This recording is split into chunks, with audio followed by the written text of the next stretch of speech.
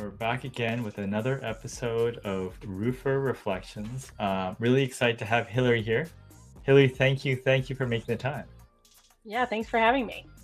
You've gone through many different things, but one of the things that stands out early on was you were a laborer on the roof. Basically, I wasn't allowed to get on the roof really until I was 18 as a laborer. So, I'd get up on the roof with like my cousins and dad, but I wasn't allowed to work until I turned 18 really. So I worked in the yard really before that, but then once I turned 18, I got on the roof and worked at the labs and worked on some federal projects, mostly metal jobs and coatings. But yeah, now I like to be on the roof all the time. This is a family business? It is, yeah. Yeah. I'm third generation. My Okay. grandfather was actually an accountant for a roofing company and was extremely efficient. So started learning the trade and ended up opening his own business and teaching Yeah. my uncle and father. When you were growing up, did you ever think you were going to stay in the business? Or, Absolutely not. I think, yeah, right. I think you're thinking about teaching, I guess. Well, actually, I went into college, my undergrad in science. I was Oh, an environmental science major and I studied marine biology. Wasn't really into the animals, they were a little scary. And then I got homesick. So I switched to environmental science. We were doing a lot of outreach with children in schools. And I was like, I need to make a bigger impact. I need to be with these kids more because they hear me for a couple hours and then they go home and nothing changes, right? And so that's how I ended up going into teaching, which is funny. at what point was it time to go back into roofing for you? So I was a teacher. I moved up to administration and consultant, and I loved it, but I needed a break and my family needed some help. And so I took a year off, thinking it would only be a year. And I got hooked. Going out there, seeing the world a bit, and then coming back. What changed for you? Not that nothing had changed much, but there was, a lot of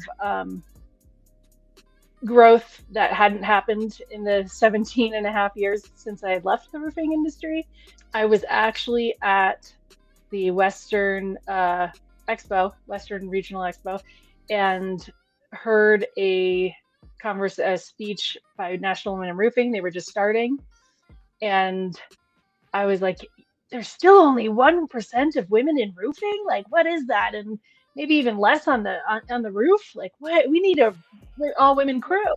So I came back into roofing and was like, I'm gonna do this, and started the first all women crew in New Mexico. What Yeah. about your background made the transition easy? Being able to run a school is very similar to running a roofing company. Children and adults act pretty similar, especially middle and high schoolers. we don't tend to change much. We're indignant and know everything, right? Then the other part is, you put systems into place. You find out what could be improved. You keep everybody involved in the decision-making process. You look for input from your employees at every level. Labor has a lot to say about what can be done. Most of the time, entry-level people are coming in, it's either their first job or they've had a different job that will give them a different perspective. And so when we involve and incorporate everybody, we can get shift and change and make it more employee-based versus dictatorships. So I am that kind of a leader, and I felt I had been doing that in the schools, trying to help the students rise up and work with their teachers, the authority figures, to transform their education and their plan for the future. And so I applied those same processes here. What could people do to become better leaders? It's really about culture. I mean, I hate to use like buzzwords or things that people are talking about or something that's trending, but that's the reality. It's the culture. So it's the culture that you want to have and the culture that people want to work in.